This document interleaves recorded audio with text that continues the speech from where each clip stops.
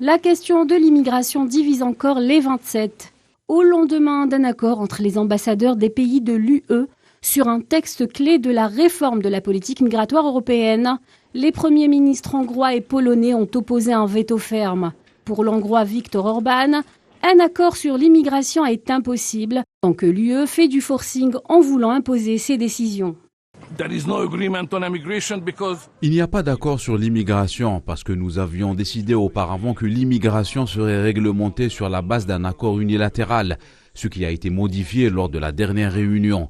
La Pologne et la Hongrie n'étaient pas satisfaites de la proposition, mais elles nous ont poussé à l'adopter. La Hongrie et la Pologne ont été totalement exclues. Après cela, il n'y a aucune chance d'obtenir un quelconque compromis sur l'immigration. Politiquement, c'est impossible. Le Premier ministre polonais Mateusz Morawiecki a lui exprimé son refus de se voir imposer un système de distribution de migrants illégaux, précisant au passage ne pas avoir peur des dictats qui viennent de Bruxelles et Berlin. J'ai dit hier à plusieurs premiers ministres, et je le dirai aujourd'hui en séance plénière, que la Pologne rejette catégoriquement cette proposition pour des raisons avant tout liées à la sécurité de notre pays. Nous voulons la paix, la sécurité et la prévisibilité.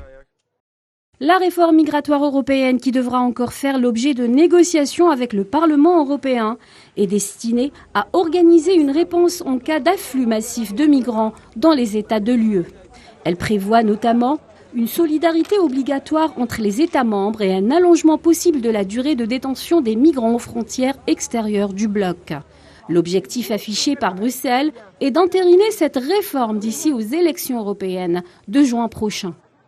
Concrètement, la Pologne et la Hongrie, qui ont voté contre, ne peuvent opposer leur veto à cette réforme, puisque la procédure d'adoption de ces textes est un vote à la majorité qualifiée et non à l'unanimité, comme le réclament les deux pays. Une fois les textes de la réforme migratoire adoptés définitivement, ces règles s'imposeront automatiquement à tous les États membres sans exception. Si un des 27 ne se conforme pas à cette réforme, des procédures d'infraction pourront être engagées contre lui.